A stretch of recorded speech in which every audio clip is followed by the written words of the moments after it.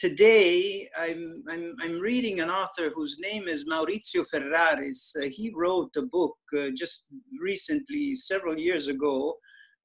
By the title is Manifesto del Nuovo Realismo, Manifesto of New Realism, meaning that we're finding the ontology again and trying to avoid mixing or irresponsibly ontology and epistemology. That's the kind of the base of his argument, where postmodernism kind of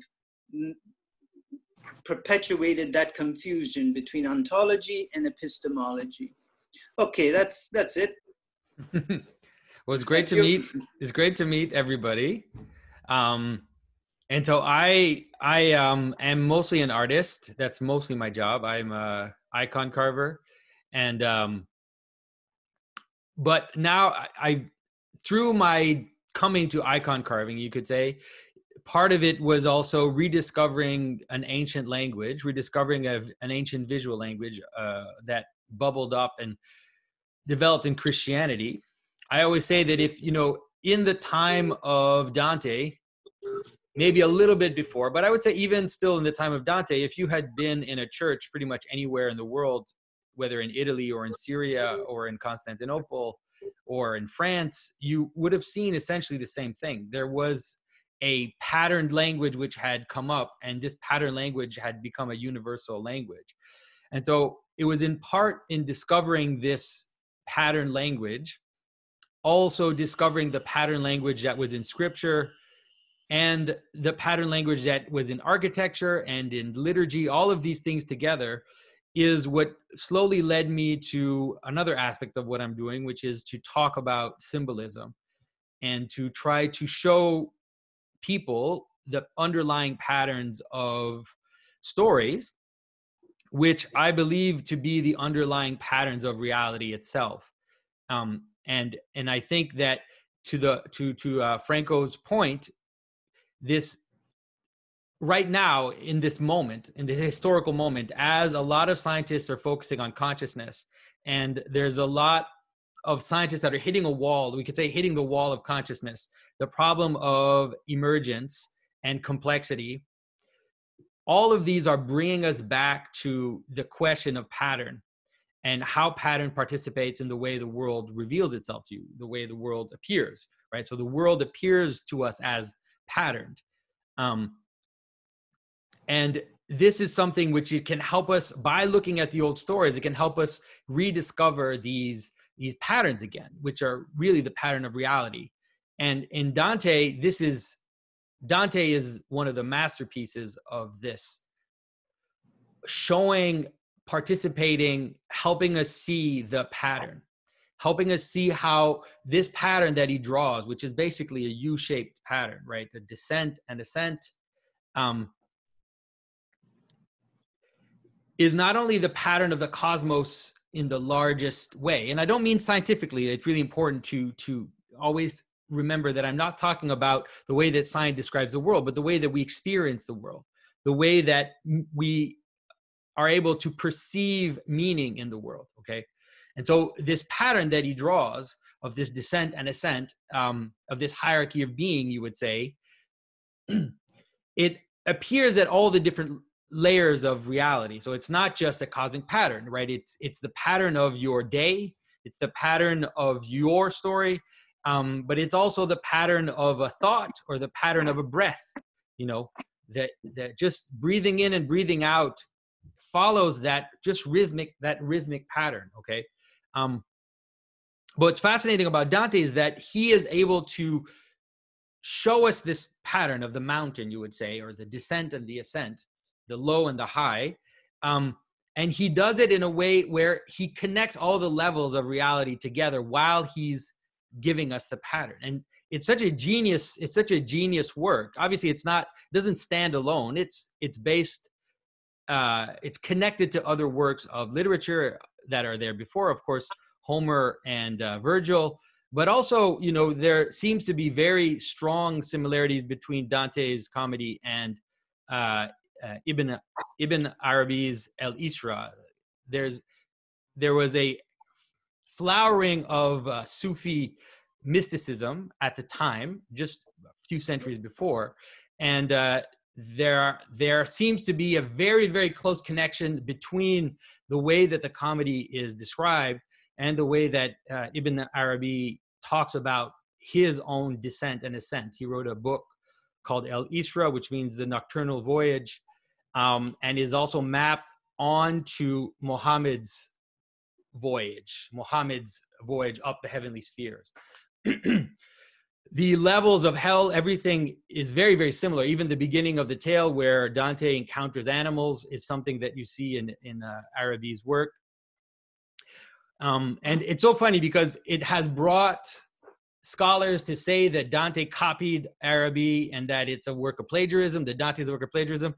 All this, we've been seeing in the past century, that just this anti-Christian desire to destroy everything. But that's the wrong way to look at it. It's really the wrong way to look at it, because Dante's work doesn't just connect to something like Arabi's descent and ascent, but it also connects to other stories that have been told forever.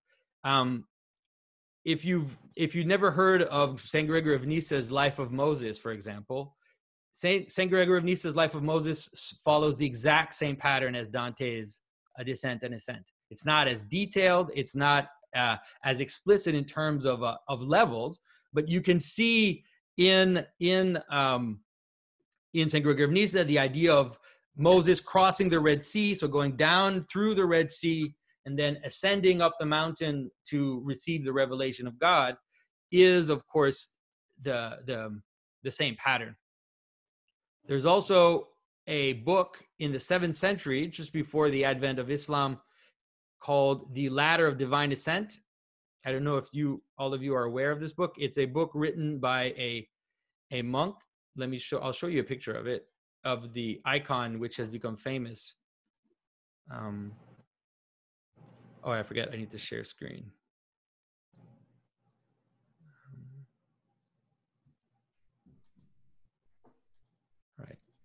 Right, can you see? Okay. Yeah. Right, so this is a 12th century version of an icon, but which was based on the book by St. John Climacus right at the beginning of the 7th century. And it's The Ladder of Divine Ascent. His book is a mystical treatise on the manner in which we are to be deified, the manner in which we are to become God by participation. And so you can see that the world is presented as a ladder, as a series of steps or a series of levels, and the monks are ascending the ladder. Up above, you can see the choir of angels, and down below, you can see hell. You can see that they're kind of in flames, and usually it's harder to see if you look at the very bottom you see where there's a monk falling down and he's kind of falling into something. He's falling into the mouth of something. It's like the mouth of a monster. And usually in other icons, this will be represented as a kind of monstrous head. And of course, the entire pattern itself is there in the story of Christ himself. The story of Christ is a descent and an ascent. The death and resurrection of Christ in the tradition is presented exactly as this descent into Hades, whereas in Christ's case, it's a little different than in Dante. In Dante, he's almost like a voyager who travels and sees, whereas in Christ's case, he conquers. He goes down into Hades and he conquers. Let me show you.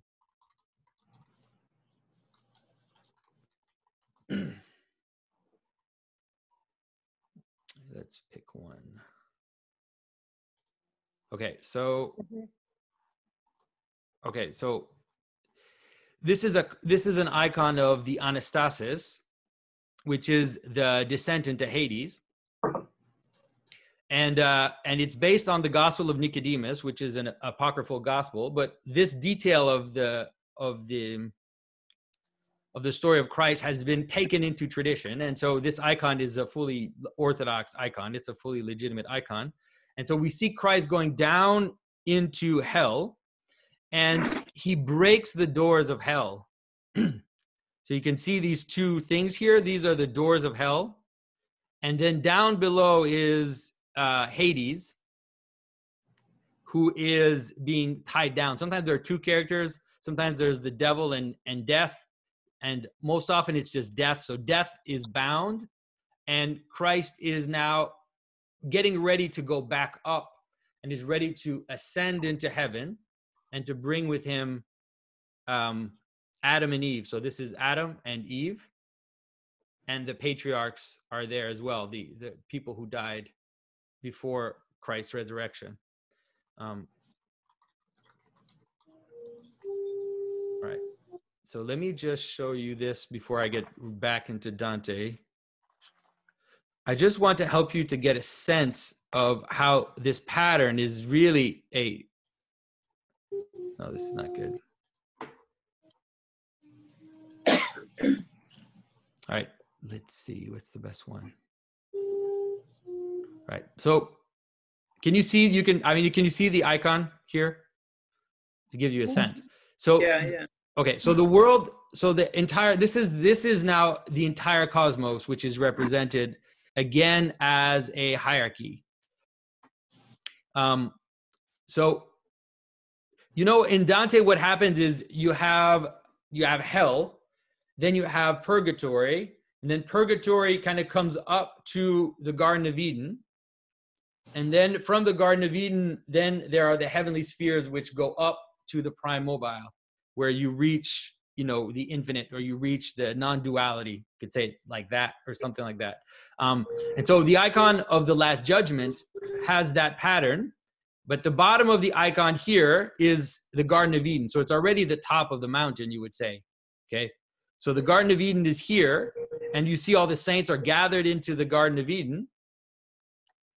The souls fall down into Tartarus, down into hell, and you can see this big mouth here. The mouth that I told you about is down here. And then the saints are organized in choirs of saints, which ascend all the way up to the highest sphere, where you have Christ and you have the Mother of God and St. John the Foreigner. And in here, see down here next to, are you seeing my cursor when I move it? Mm-hmm. Okay. Yes. So this is Adam and Eve. Okay.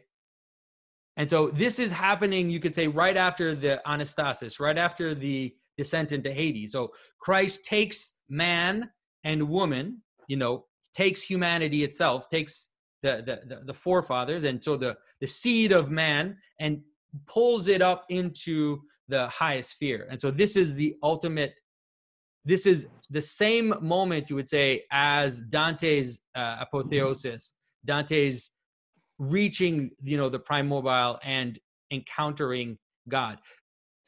Probably not totally, though, because Dante's last moment is above the icon. It's not represented, because the last encounter, both Ibn Arabi and Dante, their last encounter is a non-personal encounter, right? It's a peeking into the divine nature, you could say. It's almost heretical. Like it comes right up to the non-personal, transpersonal aspect of the divine, where he sees, and that's why at the end it's almost like it's these abstract. You guys, you haven't read it, some of you yet, but it's like these abstract ribbons that are kind of pulling the mystic into this divine light, or this over light. St. Gregory of Nyssa, he talks about the divine darkness, that the darkness the light which is so strong that it is blinding.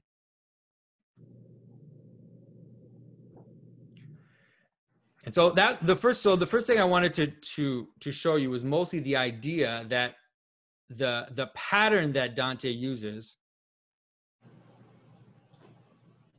So the pattern that Dante uses is really a pattern which is not limited to Dante, right?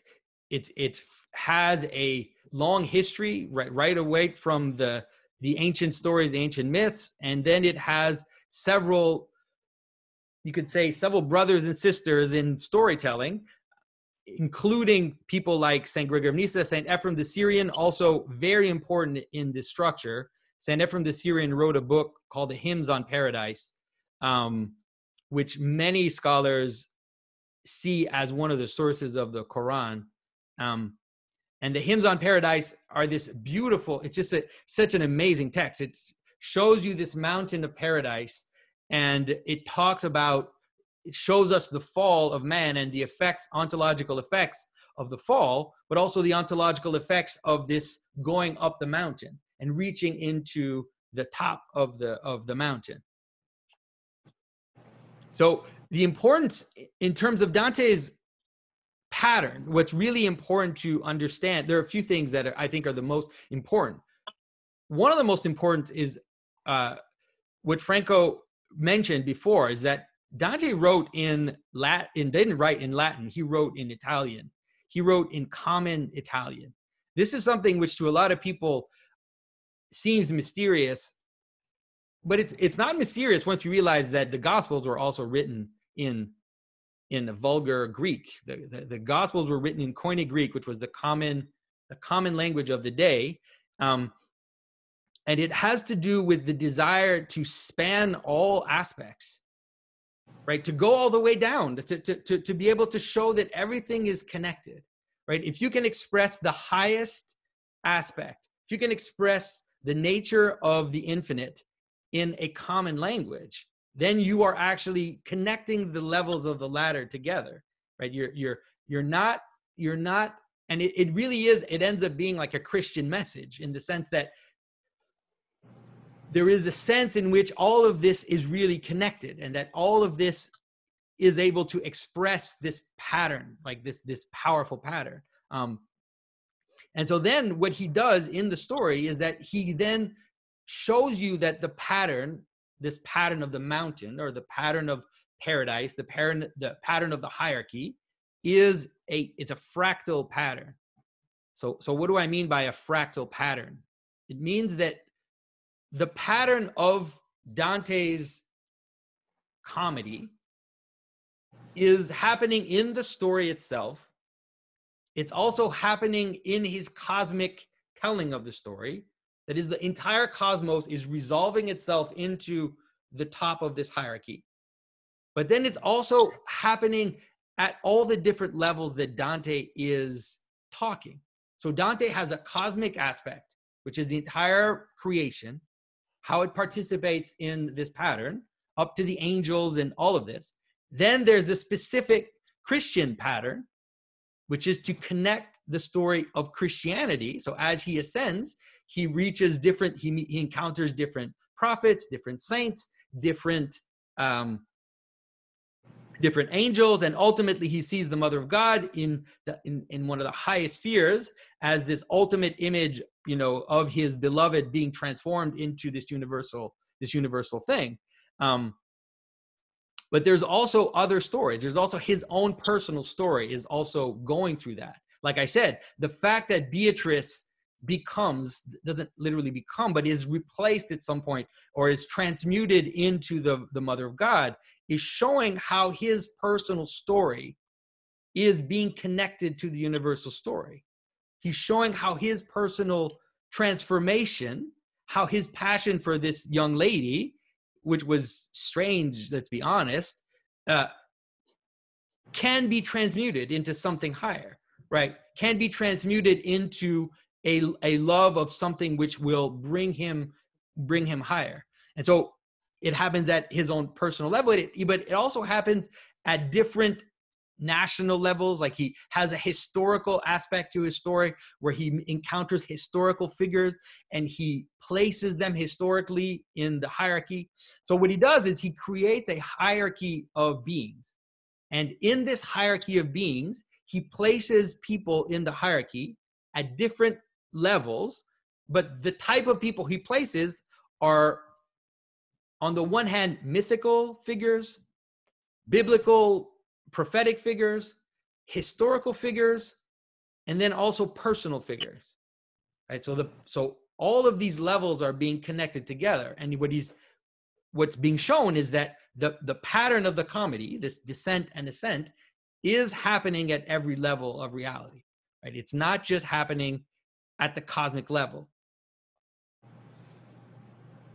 All right. Does that make a sense to you guys a little bit? Like, it can help you to understand also why, like I said before we started, it makes the comedy on the one hand an amazing universal tale, which is one of the most universal tales that have ever been told, but it also makes it one of the most personal tales that has ever been told at the same time. And it makes it very difficult to read the comedy because sometimes he's referring to some obscure squabble that he's had with a noble, and you're like, you can't understand what he's talking about unless you have massive notes in your text. You won't understand. But the reason why he's doing that is because he's trying to show the connection of these different levels. And I think that that's really, it's important because one of the problems we've had in modernity is, on the one hand, we fetishized the particular, right? And on the other hand, we've also fetishized the universal. Like, we have this idea, you talk to people who are spiritual but not religious, right? You talk to people who feel almost as if being connected to something particular is almost like getting dirty, right? They have to transcend all the particulars. But what Dante shows us is no, you have to express the universal in a particular. There's no other way to do it. He has to express the universal pattern that he encounters inside the Christian story, inside the Roman story, which that's really important because that's one of the things that Dante really does. He creates the most perfect synthesis between paganism and Christianity that has ever been accomplished. And so he needs to tell a Christian story, a Roman story, a story of his city, and then the story of his own problems, you could say, of his own love, of his own, his own passion for this woman.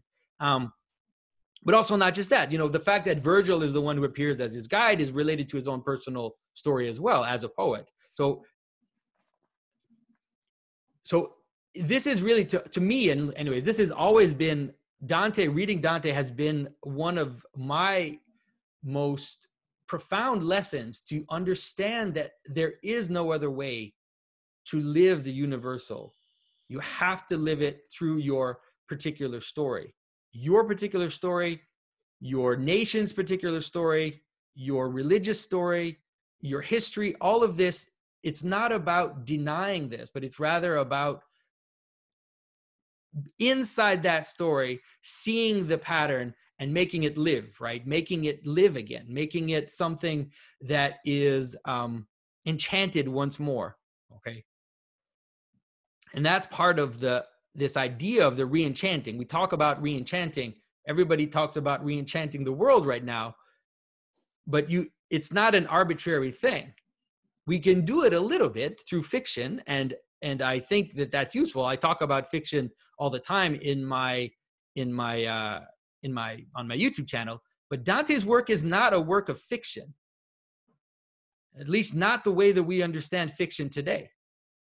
And that's extremely important to understand. He's not like Tolkien making up a world which is perfect, which is very well and coherent and beautiful. Like, I love Tolkien myself. There's nothing wrong with him.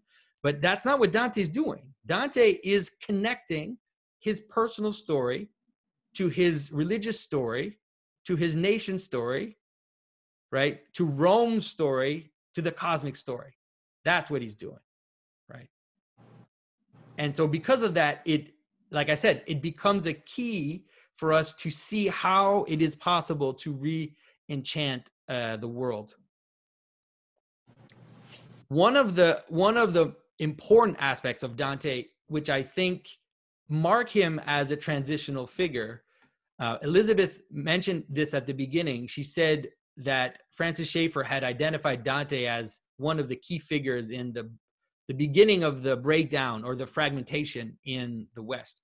And I think this is key.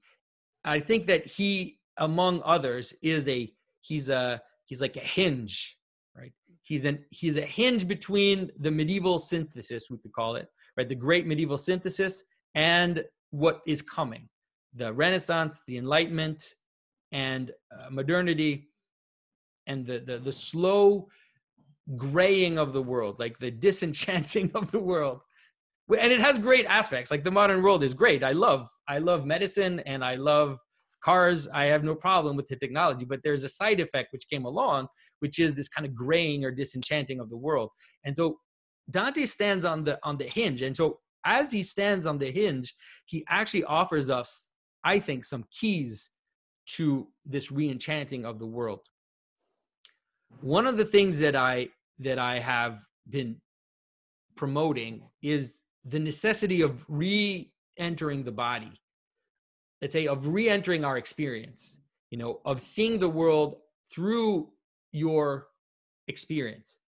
And that is really the way Dante is doing it. Dante presents himself basically as the center of the cosmos in his story. Like everything kind of is around him, and there's a certain extent where that can be egotistical and can be nefarious, but there's a certain extent to which that's true, because you don't have any other experience besides that experience. You only have one experience, and that experience is the experience of you as a conscious being in a body looking out on the world. You don't have another experience.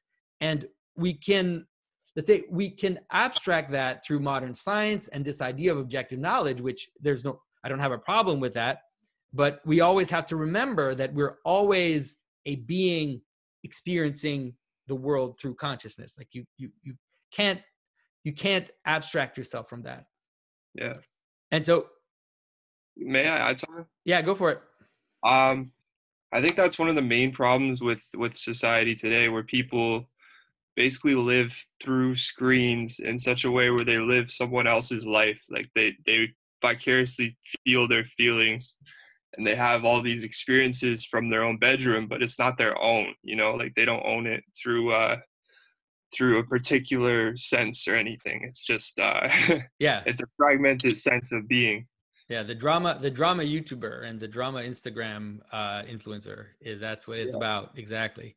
But they lack like the depth of experience is what I'm trying to say, by going out and conquering their own demons and finding their own path. And so one of the problems we've had right now, one of the problems that we've had in terms of kind of spiritual religious ideas, that our whole world has been made gray through kind of materialist thinking. Like everything has been deconstructed, right? All the causalities have been broken down, right? Because you know what? If you go up there, there's no prime mobile. If you go up in a spaceship, you're not going to encounter the heavenly spheres, right? If you go up in a spaceship, you're going to run out of air and you're going to die if you don't have enough air, right? That's what's up there in terms of mechanical causation, okay? And we need to first be aware of how that has broken our entire system of meaning. Galileo has basically evacuated our entire system of meaning. Once we took Galileo seriously, he evacuated everything. We still use remnants of it. We still say, he has a higher position. He has he's really low today. We use all those expressions, but it's a schizophrenic use. If we fully accept the cycle, let's say the scientific reduction, then all these expressions they're schizophrenic, right? I always joke when I talk to priests and priests that are really, really keen on wanting to show me the historical this and that and historical this or that, and I'm like, why do you raise the chalice up? Like, what are you raising it towards? Are you trying to catch the Wi-Fi signal? Like, I don't know what you're doing, because in a purely materialistic world, that doesn't mean anything. It doesn't have any meaning. But what Dante offers us is he offers us in the fact that he's a hinge character, he offers us the possibility of kind of re-entering, I think, the world of experience and discussing the world through that being. And then the meaning can appear again, right? The meaning can take its shape. I want to read you two quotes that I love from Canto 29. Let me just...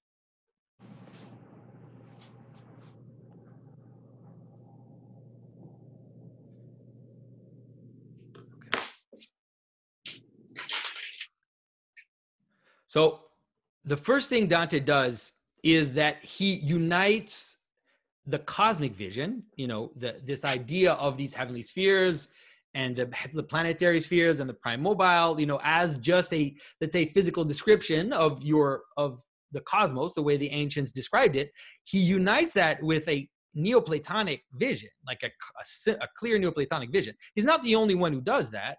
Other people have done that as well, but he does it very beautifully. And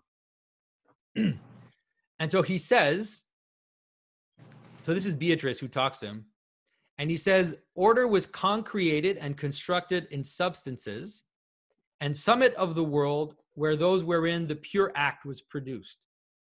Pure potentiality held the lowest part, midway bound potentiality with act, such bond that it shall never be unbound. So you have to think of his structure again, okay?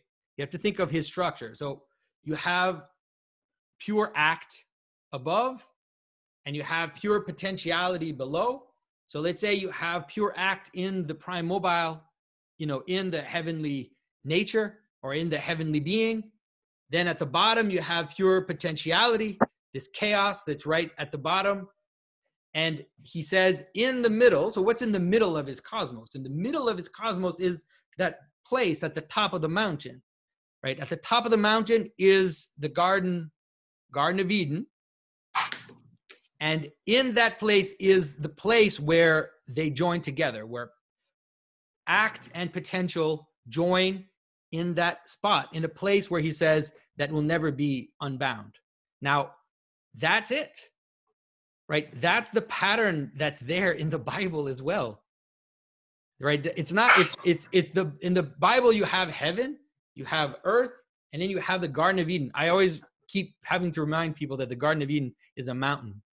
It's not flat. The Garden of Eden is a mountain. And people always forget it's a mountain because it doesn't say that in Genesis. It says it in Ezekiel that the garden is a mountain. But traditionally, really, you have to understand the garden as a mountain, or else it doesn't make any sense. So the garden is a mountain. You have heaven and earth. You have pure essence, pure potential. And the place where it meets is the top of the garden where the tree is, but also where man is, ultimately where the cross is, right? Ultimately where the crucified one is.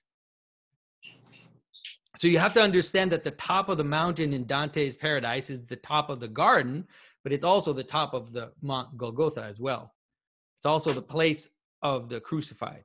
And you see that abundantly in medieval literature, in medieval representations, where the tree, the cross is represented as the tree of life or the tree of knowledge, or both at the same time. The tree of life and death. You see all these representations in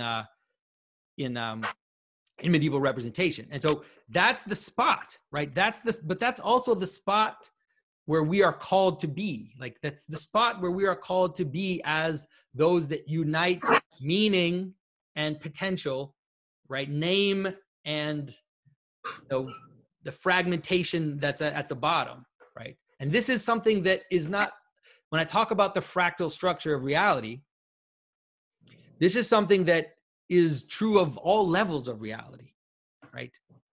That is, I always use the same examples, but anything, any object, right?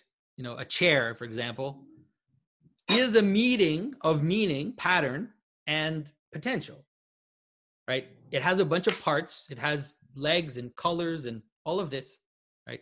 And then it has a purpose.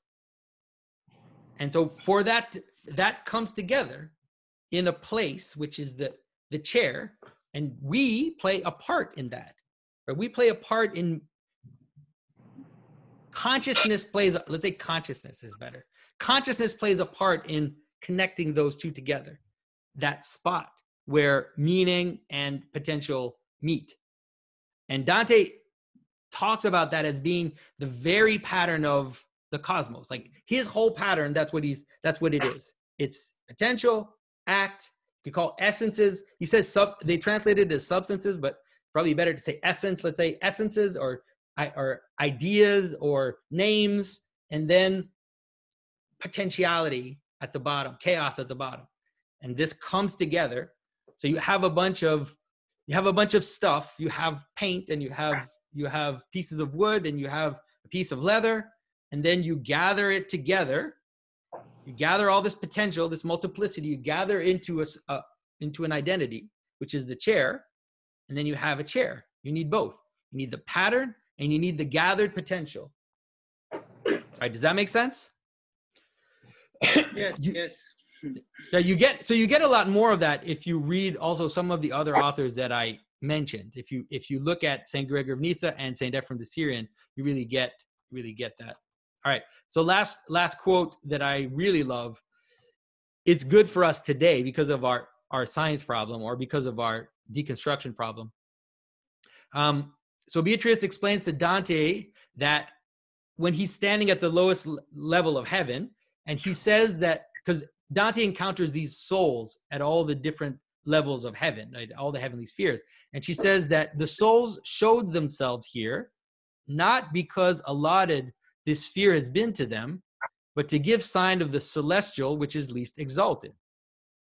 To speak thus is adapted to your mind, since only through the sense it apprehendeth what then it worthy makes of intellect. On this account, the scripture condescends unto your faculties, and feet and hands to God attributes and means something else. And Holy Church, under an aspect human, Gabriel and Michael present you, and him who made Tobias whole again. So the idea is, he says, okay, so Dante goes and he ascends the heavenly spheres and he encounters these beings, and it's as if Beatrice is warning him not to have like a science fiction interpretation of what he's going through, right? Because we have that right now, all the Marvel comics nonsense of gods as aliens living on other planets, like Thor lives on another planet, and all this kind of Mormon nonsense, right? And so you have that possibility. A lot of people talk about that, or they say silly things like that spiritual beings are in other dimensions, and they just mean by dimensions that they're other equal dimensions that are just invisible, but that are on the same like material exists. I don't know, like I don't totally understand it. But what Dante is saying is like, okay, so you have this experience of beings at different levels of the hierarchy of beings, and you experience them at these different spheres of heaven. And he's like, they're not really physically at these spheres of heaven, right? They're not there. This is a condescension of heaven towards you for you to be able to understand things which are beyond the physical world, right? And so, and he talks about like, so we represent angels as having bodies, but angels don't have bodies, right? We represent God as having hands and feet and walking in the garden, but God doesn't walk anywhere. God is not a physical being, right? And so this is where I think that we can recapture our experience, because the experience of hierarchy, the idea of something which is above you and something which is below you, is the best experience that you can have of these transcendent truths. They're not arbitrary. There is no better experience than that, right? Light comes from above. Light comes from the sun. And so, of course, when we talk about the light of God, we're not talking about physical light, but it's the best image you can use is the sun. That's the best image. And it's not arbitrary. If you understand how the sun engages the world, then you can understand how the essences which come from the divine encounter light the world and make things appear out of darkness, right? Bring order out of chaos. All of this imagery, you know. And so if you ascend a mountain, like if you do what Dante says, and you actually physically ascend a mountain, you will have an experience of hierarchy. You'll have an experience, a spiritual experience, right? You might not have the insight to make it as profound as you should, but if you're on the ground, on the bottom of a mountain, right? Let's do it even more. Let's put your face on the ground, right? Put your face right on the ground and look around you. All you're going to see is a few blades of grass, maybe a few bugs if you're unlucky, and some dirt, right? You're going to see very, very particular. Everything is going to be you're only going to see a very particular thing. Now get up, start going up the mountain. And the more you go up the mountain, the more you see, right? All of a sudden, the particularity of the multiplicity is slowly going to start to coalesce into bigger identities. So what you at first saw were the 5 leaves of the tree are going to become a tree as you ascend, as you're further up. And then the different trees are going to become a forest as you ascend. And then as you ascend, you see more and more, you encompass more and more. All the multiplicity is under your feet and you're able to encompass it in your gaze. And as you reach the very, very summit of the mountain, that's an experience. I'm sure you've had that experience. Reaching the summit of a mountain is amazing because right until the very moment that you reach the summit of the mountain, you do not have a full vision. But at the very second, it's a matter of seconds, once you reach the top of the mountain, all of a sudden you have a 360 vision. You have the whole world under your feet, right? And it's a jump. It's a jump from partial to a universal sense of the world. And so that experience, that's the hierarchy, right? That's it, right? That's how multiplicity comes together, whether it's a chair, right? Like when you have all the parts of the chair, they're not a chair until you've ascended the chair, right? Until you've reached the very top where now all the pieces are together and you understand the purpose of the chair, then the chair appears fully in its purpose and its reality. But until you're there, it's just a bunch of parts. And that's the same thing in terms of your experience of ascending a mountain. And so that's why I think that Dante offers us the possibility of recapturing the meaning through experience, of saying, yes, I know that the earth turns around the sun. Yes, I know that's true. But your life is still based on the fact that the sun comes up in the morning. And you just can't get away from that. Like, try to get away from the fact that your life is patterned on the rising and setting of the sun, and you're going to go insane, right? It's going to pull on your mental health quite strongly if you try to pretend as if that truth is not a real truth of experience. And so that's what I mean. It's like we understand that it's a condescension. We understand that the truths, like Beatrice tells Dante, the spiritual truth are condescended in the experience of the world, that this is not really what it's talking about. It's pointing up towards transcendent truth, but that's the way to do it. There's no other way to experience these. This is the best way to experience these, is to encounter them in our experience. So that's what I think. That's what I think mostly Dante has to offer. I would say the greatest thing that Dante has to offer to us is this capacity to join personal with the universal, to join his story with the universal story, and to do it through different levels, right? To do it through the different levels of his, you could say your family, your community, your history, your religion. All of these things are the vehicle, right? In one of the cantos, it talks about how the higher beings, see the footprints of God below. And so that's such an awesome thing. It's like, yes, the purpose is to go up, but you see that God's footprints are below, that's how God touches the world, is through these particular forms, right? The particular forms are part of the pattern. We're not Gnostics. At least I'm not a Gnostic. As a Christian, I'm not a Gnostic. I don't believe that particularity is evil. Particularity is the place where the universal finds its ground. So if anybody has questions on my little understanding of Dante, I will let you guys speak for now.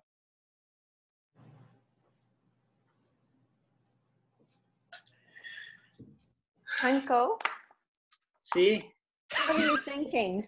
No, I agree, Jonathan, with a lot of the things that you're saying, especially the part of this particularity and the universal. You know, how we've lost that unity, and Dante is so much part of unity. You know, he's trying to connect it all. And in some ways, he's giving us that line to have that experience. One of the fascinating things that I find, and it's a simple thing, that Dante is never, ever letting his reader forget that he is in the flesh, and that he's all the damned from hell, or the purging ones in purgatory, and even in paradise, there's always something or some sign to indicate that Dante is completing this journey while he's still alive. Mm-hmm. And this is very interesting because through my studies, you know, first you laugh about it, you say how interesting, you know, he casts a shadow, he moves stones, and the damned are all indicating this and saying, oh, what are you doing here? You know, you're alive, you're supposed to be dead. But, you know, it has also some comic effects. But it's very interesting that throughout the work, he's always reminding me about this. And I've asked myself this question, why? Why is he doing this? I know, you know, you don't need to repeat, but yet he finds it important to do this, you know, as if to say that the journey is here. And now don't forget that. And purgatory is all about that it's possible, no matter how old you are, no matter what your experience is, that the forgiveness is there and change is possible if you recognize the error. Because one of the things in the passage from hell to purgatory is that it seems necessary, Dante and Virgil come into contact with the body of Lucifer. Why isn't there just another tunnel to go around Lucifer and you go to purgatory? No, he found it necessary to come in contact with the hairs and the body, to go down that, almost as if Dante is saying, if you don't recognize the error and look it in the face, there is no change. There is no change that can start. There is no purging if you don't recognize it. Once you see it, then it's traumatic, but you have to believe that there is that margin or the possibility of growth. Because if you don't, you just default back into the fixity, which is hell. Hell is fixity, and Lucifer being so fixed into that ice is the epitome of no change. There is a pride brought to an extreme where there is no growth, sterility at its best there, right? And I find it interesting that Dante is, in his journey, he's always indicating how difficult he is. You know, he'll faint, he'll have doubts, he'll need to be pushed on, you know? And he communicates, it's not a simple thing, you know, to actually grow spiritually and affirm life, which is paradise. You know, I remember listening to a professor giving the sum of what the Divine Comedy is for him. You know, he's saying if hell is fixity and there's no change, purgatory has to be the consciousness of knowing and identifying the error and changing and growing and education, you know. And then paradise, finally, the affirmation of life. Dante becomes self-mastery, you know. He can decide and he has power over his will.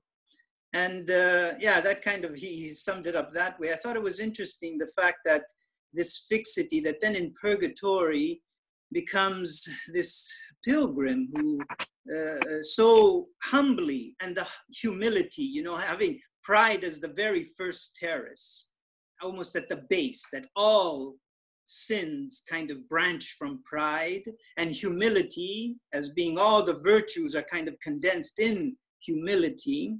Dante really stresses the humility part, where you really have to kind of put that ego in check if there is going to be growth and change. I just wanted to add that. So that's interesting. Yeah. Yeah. One of the, it's that part where he goes down and he kind of crawls across Lucifer's body, basically, or it almost looks like he's being defecated by Lucifer, like when he goes down. It's hard to, like he goes down the body. That's really, it's not, you see that in other stories. In, for example, like in Jonah, when Jonah goes down in the fish and he goes down into death, like down into where he sees the pillars of the earth, right down at the bottom of the world. When he comes back up, it says that he was vomited by the fish, right? That there is almost like it's almost like you have to go all the way to the bottom, and it's as if death like vomits him out, or like he's defecated by Lucifer, like he goes all the way really to the bottom, and then there's this turn, this flip, right? And it's the flip of forgiveness, like you said, right? It's repentance. That's really the flip, at least in Jonah's story. It really is. That's the flip. It's like there's a place in Jonah's poem, which is very powerful, where he talks about, you know, he's at the bottom of the water, he's in this fish. And then he says, I remember, right? I think he says, I remember the temple. Like I remember God's house. And it's that memory, which is the flip. And it's the flip from death to life, you know? And there's this sense in the story, like I talked about this idea of the ladder of divine ascent. And there's a sense in that ladder. If you look at the icon that I showed you, you can see the monks going up the ladder and they fall from any spot on the ladder, right? So you're going up the ladder and at any time you can fall down. And it's this idea of direction and humility is part of it, right? The idea of the willingness to change means that anywhere along that hierarchy, you can have access to the ascent, right? Anywhere in your life, like at any moment in your life, if you have humility and you have repentance, then it can change. And that's pretty amazing. And it's actually, there's this sense that it's actually better. The direction you're facing is better than the place you are in the hierarchy to a certain extent.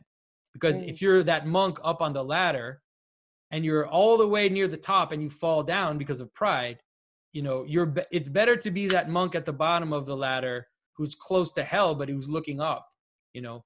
Right. And so there's this sense that So anyway, so I think that image of crawling down to the bottom and this turn, because even geographically, it's really that moment because almost as if the world turns, right? So what is the bottom now turns. So he goes to the bottom and it's like the entire cosmos turns, and then he ascends from that low spot, right? Geographically, you can't represent it. If you tried to make a drawing, it'd be hard to represent, because the mountain starts at the bottom of the pit. So you have the pit and then you have the mountain starting at the bottom of the pit. But if you understand it that way, you're like, yeah, that's exactly it, right? If you think of it rather as going at the bottom of the water and then this turn, and then all of a sudden you're going back up, remembering and repenting. So yeah, thanks for that. That was a great, I think that's a good thing the other thing I would add is one of the things that are often forgotten is that Dante starts his journey with a false start. And this in my teaching, I've also brought in Pinocchio, the story of Pinocchio also, which starts with a false start. You have Mastro Ciliegio, who starts to make a puppet, and this piece of wood speaks. And so he gives it to Geppetto.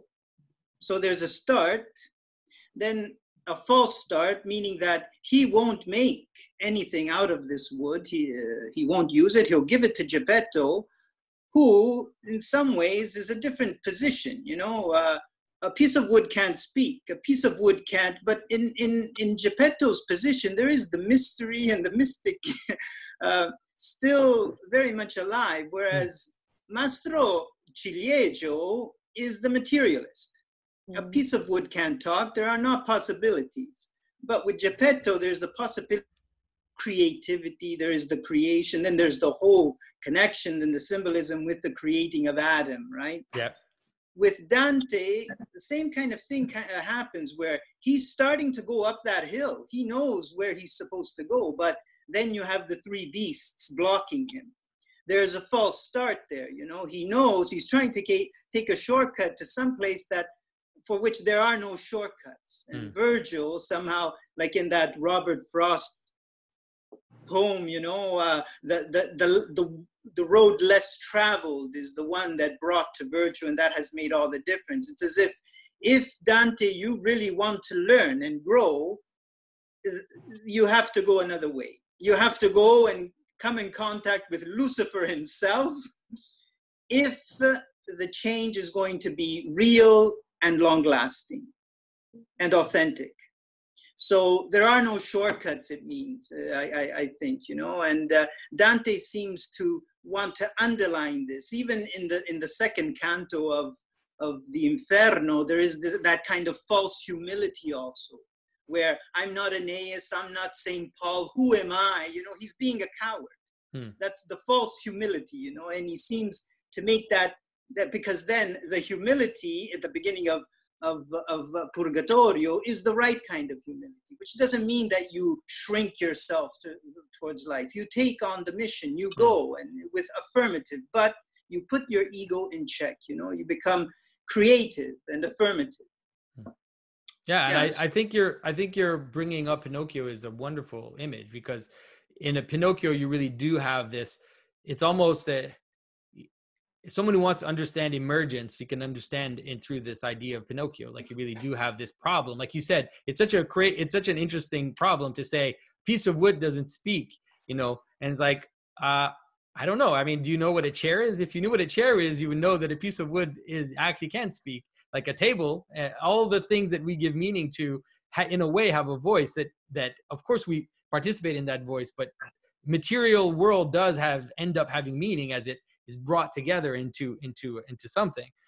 But in Pinocchio, you really also see this problem of trying to make Pinocchio a good boy, right? Try to make him a good boy by following these rules, do this, do that. But he has to kind of go down and plunge into the madness and the chaos and his even his own passions ends up taking him, but it's going down finally, and when he finally does go down and ascend, that he becomes a real boy. Yeah, he very much like Jonah in the whale. That's right. He ends up in the fish, and he by the end of that story, what I found very interesting is that the fox and the cat will try to tempt him again after his whole journey, but he'll brush them off with a few proverbs.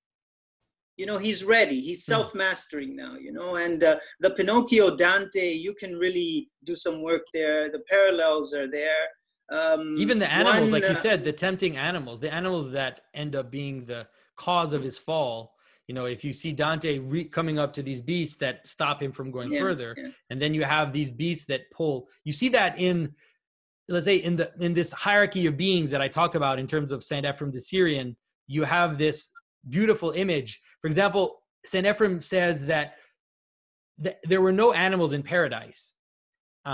We always have this image of animals, you know, the garden with animals and everything, but if you follow the logic, he says there were no animals in paradise. And Adam went down the hill, would come to the gate of paradise, and then that's where he would name the animals by coming down to the limit. You know, St. Gregory of Nyssa talks about how when Moses ascended the mountain to go up to the glory of God, that animals were not allowed to touch the mountain, right? And you can see that the Israelites stay at the bottom of the mountain, and what do? They make a bull out of gold. They make a golden animal, right? And so this idea of animality at the bottom or at the limit, right? Your animal aspects of yourself. In scripture, they talk about the garments of skin, right? God gives Adam and Eve these animal garments around them, kind of fleshy aspect of us, which has a tendency to pull us away. It's not evil, but it has a tendency to pull us because it has its own volition. We have all these desires that pull us in different directions, and that, you have to, in a certain manner, deny the animal, in order to ascend up the mountain. Saint Gregory of Nyssa talks about removing the sandals, where Moses has to remove his leather sandals in order to go up to have the epiphany at the burning bush, and same thing, like leaving the belly of the beast in Jonah, and like in Dante, it's not as clear, but the fact that he has these animals block his way and he has to go down and around them basically to finally ascend, there's something similar going on there as well.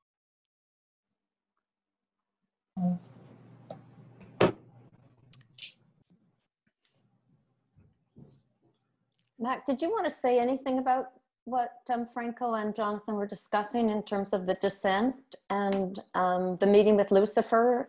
Yeah. Because we were just talking about that actually in our last session. We were all fascinated with Canto 33 and that descending down the hairy shanks of Lucifer and trying to understand why it was that actual image.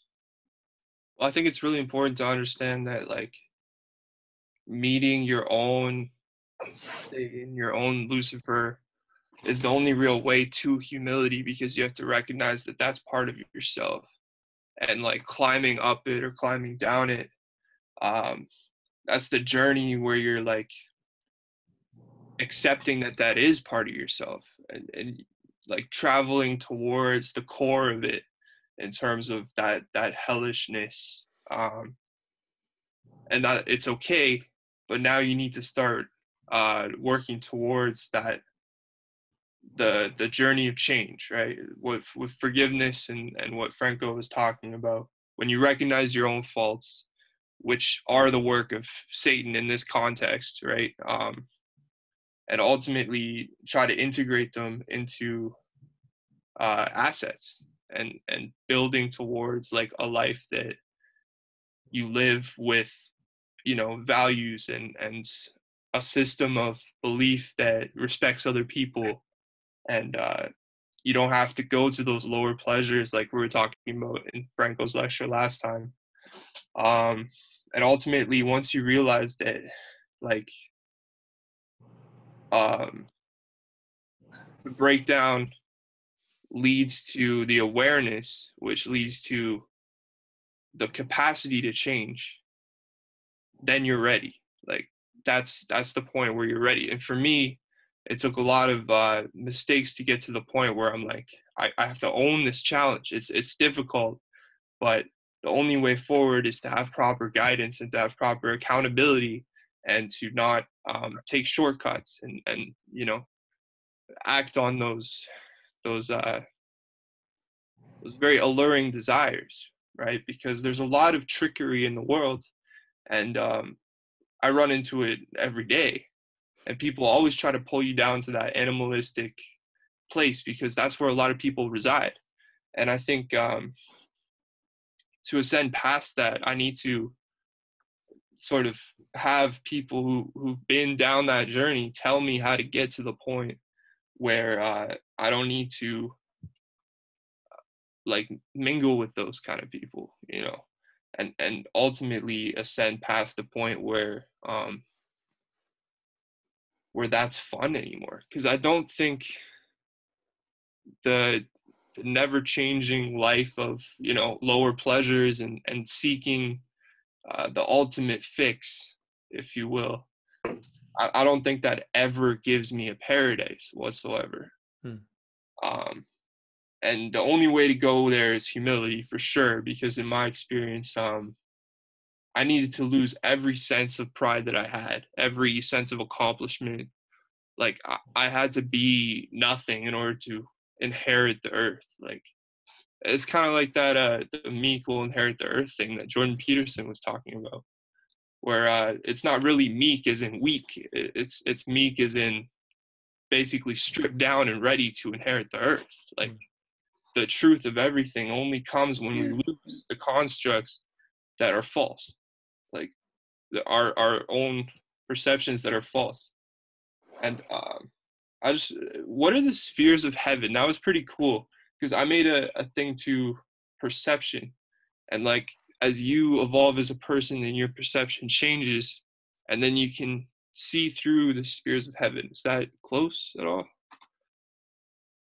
Are you asking me? Well, the spheres of the heaven are the spiritual spheres, right? They're the non-physical, let's say the intelligences or the essences, as you see in the quote that I mentioned, where it talks about above you have, as you ascend, you have more pure spheres or pure patterns. You could say it that way, something like that. And as you descend, then those patterns manifest in actual beings. So so the way, like Saint Maximus the Confessor, he's definitely recommended if you're interested in these ideas or these mystical ideas. He talks about, let's say like the Christian vision is that as you ascend in a Platonic, very similar to a Platonic sense, where you suddenly see the patterns, or you experience the pure patterns of reality, right? Then you also notice, like I said, the footprints of God below. And so St. Maximus talks about how as the mystic ascends and sees these patterns, these pure patterns of reality, he also notices that phenomena is not actually different from it, right? That it's actually, those two are actually joined together in phenomena. When Dante says that bound in a manner in which they can never be unbound, which is that the unity of the pattern and the multiplicity of the world are bound together in a way that cannot be completely unbound, right? So the pattern of something needs its instantiation. So sorry if that's a bit abstract, but yeah, the other, I would just add to that in those spheres, what's interesting is that they correspond to those 7 liberal arts that form Dante, and the tone of the language will kind of reflect those liberal arts. But the people, or the figures that he meets, very interestingly in Paradise, are people who actually did something about something. They're not there purging. They represent, like Saint Francis of Assisi or the Saint Dominic. No, they founded orders. They did something. Cacciaguida, Dante's great grandfather, who fought in a crusade. Dante is giving you people who actually did something about something and were affirmative of it. And many of the examples will correspond to something like that, right? Because one of the tragedies in the Italian school system over the years, and I think it's slowly changing, is that very little space was given to paradise or purgatory, and everything was you just read Inferno. Yeah. Inferno, we like to joke about it. These people, they're all trying to justify it. We can relate to that somehow. Purgatory to some degree, interesting, because people are actually they're purging. We can identify with that, flawed people who have seen their error and they're purging. But paradise seems so abstract, and today the reading of many professors is no. It's like you're missing the whole point if you completely discard paradise. You're condemning yourself to a life of no change. So paradise actually has paradise now is seen in a whole different light. And I in my, of course, in my first readings, of course, I was into the Inferno, the Paolo e Francesca, and all these characters that seem so full. But over the years in reading it, you see how empty and how you have to have pity for the characters in hell, because they're in that. They're living the same day over and over. And I say that intentionally because one of the films that I sometimes use in my teaching is the film Groundhog Day with Bill Murray. If you've ever seen this film, I would really suggest it, because he is living the same day over and over and over. Yeah, and also he follows he goes down because he gives himself to his passions at first. and he's like, Yeah, oh, here's yeah. a chance to do everything I ever wanted and no consequence. Yeah. Then he kind of goes down, and then he's like, okay, what's the point of this? And then he purges. He gets bored. himself. He gets bored, He tries to become a better person until he can capture the beloved. Like, it's very similar. Yeah, that film is fantastic, because at some point he gets so bored that he starts committing suicide in so many different ways. Yeah. And then he figures it out. And when he does, the next day comes. So people in hell are living the same day over and over. Yeah. Mac, I wanted to say something just in terms of what you talked about. You know, one of the things also that this pattern that Dante, let's say, draws is also the pattern of the church. And so this descent into hell is also baptism. It's difficult because in the Catholic tradition, let's say the diving aspect of baptism has been a bit lost. But traditionally, baptism was dying. Right? It's a form of dying. And if you read let's say I'm Orthodox, if you read the prayers at baptism, they're amazing. They're just amazing prayers because it talks about the monsters and the dragons at the bottom of the water, and that there's all these creatures that are waiting for you. And so you go down into the water, right? You go down into the water, and then you leave the superfluous constructions that you talked about. Like in theory, the idea of baptism is to drop the garments, drop the animal garments, leave the garments of skin in the water, and then ascend. That's why the people who would usually, the tradition would be like they would wear black garments and then remove the garment, go into the water, and when they came out, they were given white garments to be like these garments of light that you received as you ascend. And the baptism was traditionally also done at the entrance of the narthex. So the narthex is like this transition figure in the church. It's like limbo. It's like the limbo in Dante's structure. And so you have this intermediary structure. For example, in Orthodox churches, in the narthex, we often paint icons of Greek philosophers because they're just like in Dante's limbo. There are these marginal figures, these in-between figures that aren't completely taken up into the story, but are there. They have to be there somehow because, what are you going to do? You can't have Christianity without Plato's language. You can't have Christianity without the language of the Neoplatonists. Like, you just can't. But they're not totally inside. They're kind of like in this buffer zone in between. And so this idea of this buffer zone, and then you're baptized, and when you're baptized and you enter into the narthex, and in the narthex is the place of struggle. It's the place where we work out our salvation, right? So it's purgatory. Narthex, the nave is purgatory, and then the Holy of Holies, the altar, the sanctuary is the place where the divine meets the human. It's the top of the mountain, right? The paradise, let's say the place where earthly paradise points up towards the higher spheres.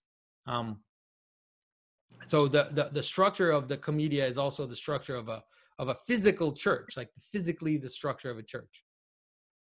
Yeah, I agree fully with that. There have been studies on the number system in the Divine Comedy, and some scholars have found a cross in each of the cantiche, a cross through the number system, a cross in Inferno, a cross in Purgatorio, a cross, just like a medieval church formed as like a cathedral built on the shape of a cross. So, and people like Charles Singleton, he did much of this work, and if you get into that, you're amazed. You say, how did he do it? How did he do it? Even the Italian, it will show you the rhyme scheme and how Dante's terza rima connects each of the verses, which is lost in translation. But it's difficult to think that someone would actually sit down and work this out. And yet he did. It's amazing. The things that they find in the numbers, the 7, the 3, the 1 and the 3, the 12, all very, like in the Bible, the Old and New Testament, these numbers, the Trinity and the 3, Dante has created a work so systematically organized on these numbers. Yeah, it's a really an amazing thing. I mean, I think that it becomes less unbelievable if you think that Dante's journey that he describes is something that he actually experienced. Like if Dante experienced that which he describes, then it's less surprising that he could write something like that. That somehow some of it is revealed. Like I wouldn't say revealed the same way that I would say Bible is revealed, because then I'll get into trouble, but it was probably something of a mystical experience that also informed his writing. And so therefore the pattern would have been so intuitively grasped by his whole being that it would flow out of him as he was writing it. That's the only way I can understand it, because like you said, it's so dense and so worked out that you think, oh my goodness, how could somebody sit down and mathematically work out this whole thing? It just seems impossible.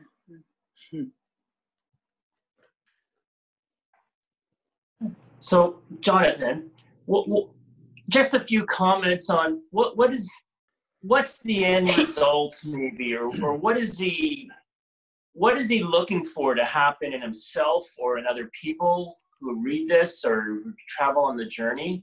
I don't know if that's I would say deification. I don't see any other. I'm sorry. It just seems that's what he's talking about in the world. I don't know. I haven't been deified. I don't really totally know. I mean, you have glimpses of it. Which is to fully realize, not just in thought, but in being, to fully realize the integrity of everything, right? To fully realize how everything is connected through this hierarchy, and that we participate in that connection, and we are called to be joined as much as is possible with the source of all of it, right? I think that's the point, is that Dante is ultimately joined with God. I don't see another, and it's hard to say because like I haven't been joined with God, so I'm not, I don't want it to sound like I'm being presumptuous, but it seems like that's what he's talking about. Like he's talking about illumination. He's talking about liberation, whatever religious type word you want to use, nirvana, I don't know. Like he's talking about reaching freedom from manifestation, but also the fullness of everything. That's what I see. But like I said, it's interesting that Franco, when he talked about how right now we're just obsessed with hell, like we're just obsessed with Inferno because that's our world. Like it's not surprising that's what we're obsessed with. Like that's the things in Inferno are the things which preoccupy us in our society. So that's where we are. Like we are in Inferno, so it's hard to see beyond it. I agree. The thing about the depth experience that Dante is talking about, and the infinity. I think it was a lecture I heard of the Father Robert Barron. He did a lecture on purgatory, and he made this comment on I think it was something like this, that we're hot-wired for infinity. Yep. And we look for it in finite goods, which will never respond to our desire for infinity. And we won't get it until we find God, put simply, right? And Dante, I think, stumbled upon this, when he talks about his experience with Beatrice. That experience evolved into something that doesn't happen with poets like Guido Cavalcanti, for example, his friend who was Epicurean and the atheist, no? And it's very interesting. Dante will dedicate Vita Nuova, his experience with Beatrice, to Cavalcanti, to make the point, to say, Cavalcanti, this is what you're not seeing, right? Because to make then Beatrice a vehicle towards the spiritual is the big innovation for Dante. That's how we distinguish him from the Dolce Stil Novisti poets that I studied, where he brings in this other element. And the mortality, the death of Beatrice does it. He ends that work saying, I have to say something else, but I'm not ready. So he takes 10 years to read Boethius, St. Augustine, all these fathers. And then finally, when he starts writing it, and his exile, they say, really did it. Dante went through some pretty tough situations. He was at the head of his political reality in Florence. And having lost that, some people say that the exile was a blessing in disguise, that all the energy needed to stimulate him to do this was in that experience of the exile. You know, like Boethius in The Consolation of Philosophy, who loses everything. And from that, comes this work. What do you hold on to when you've lost it all? Right. Yeah, I had a very similar exile, actually. Like in the same structure of exile, wherein I had a reputation, I had a certain amount of followers, if you will, in this addictions counseling journey of mine, and people look up to me, and then it was all stripped away in an instant. And really knowing what was at the core of my being was the only thing that got me through that. Like understanding that I was worthy of rebuilding a life that I was proud of and taking responsibility for that really got me through that exile. So I feel like plummeting from that high place, which was false pride looking back, it was entirely based on false pride because I wasn't all that in the first place. It gave me that sense of realness and just becoming a person who's part of something, like integrity. I love the fact that you mentioned integrity because that word is just so powerful. Like the full realization of integrity is like, I am part of the world and I have a responsibility to be part of the world responsibly. Like I have a higher calling to be someone who acts integrally to the world. And I thought that was really interesting too.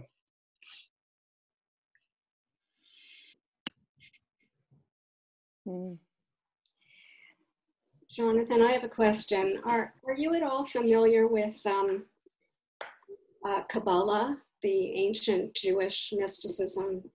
And are there any correlations that you see with Christianity? I know numerology is a really big part of that as well. I'm just curious about the... Well, I think it's a little difficult because the word Kabbalah is so big. And so it's a twisted word because it means all kinds of things for all kinds of people. I think that there are some aspects of mystical Judaism, let's say it that way. There are some aspects of mystical Judaism which I think are actually quite powerful and very close to, and can help us understand Christianity, can help us understand kind of our spiritual journey. And I think there are other aspects which are less so. And so the word Kabbalah is complicated because there are different strains. For example, if you look at Lurianic Kabbalism, there are some aspects in Lurianic Kabbalism which are difficult for us because they posit the world as being, let's say, almost as if the world is fallen in itself, right?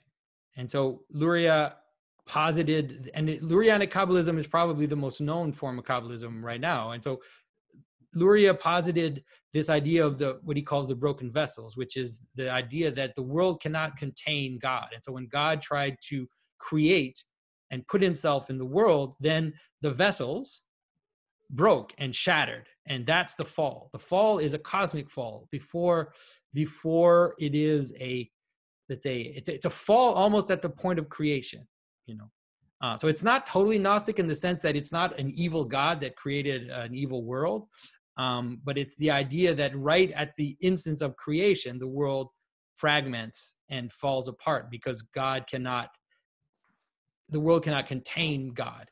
And so then the rest of creation, the story of creation, is the restoration of those broken vessels, right? Right. Right. So I think that kind of thing is, that type of thing is problematic in terms of understanding. At least it's not the Christian understanding of the world. Like the Christian understanding of the world is that all is good, that the world is good, that the world is not bad. It's not, and that like when we talk about Dante, it's rather that all things can participate in God to the level at which they are, right? And so the world is actually full of God's glory. The world is full of his glory, but the problem is only when we tend to want things to not be in their place, right? So pride is the reason for the fall, not a cosmic accident or not a cosmic mismatch, but it's rather pride. So it's things that don't want to be in their place. That's what causes the fall. So I'm just giving you a little example just to say that Kabbalah has been in a way kind of diluted in popular culture as this just basic thing, but it's not. It's just it's a really complex. And so if you read, let's say, very, very, very abstract texts, it's different from, let's say, more magical Kabbalah that is more practical and more based on spells. So if you read the Zohar, in the Zohar you find spells on how to do this and that and this and that, but if you read I forget the name of the book, which is horrible. It's going to come to me. But if you read the more abstract text, then it's different. It's just a different thing. So I would say that, one of the problems is that it's just been diluted in culture to a point where I don't know when people use that word what they're referring to. Okay. Because I know that a basic tenet, if you like, of Judaism is that concept of tikkun olam, which is repairing the world. And if you help one person, you're really connecting to make the world a better place. But that sort of, in my mind, kind of resonated in what you said about action, and what Franco said about needing to act, to actually do something. I agree. No, I think that the idea of restoring creation, I think that is true, that is our function. And so in a way, maybe in the end, the acts that we pose in terms of restoration and in terms of love, like in Christianity, we would say love. We would say that the world exists through love, right? And love is the manner in which multiple things exist in unity without dissolving their multiplicity, right? So multiple people exist together in one, let's say a family that loves each other, but that unity doesn't destroy the different members of the family, doesn't suck the multiplicity into the unity. So this balance between multiplicity and unity is the way in which God is revealed in the world. It's through love, and it's the mode of being of God. So like you said, so maybe in the end, the actions that people will pose will resemble that through this gathering of the vessels. It's possible, but I also don't want to gloss over the differences. Like I don't want to gloss over the idea of an ontological fall, right?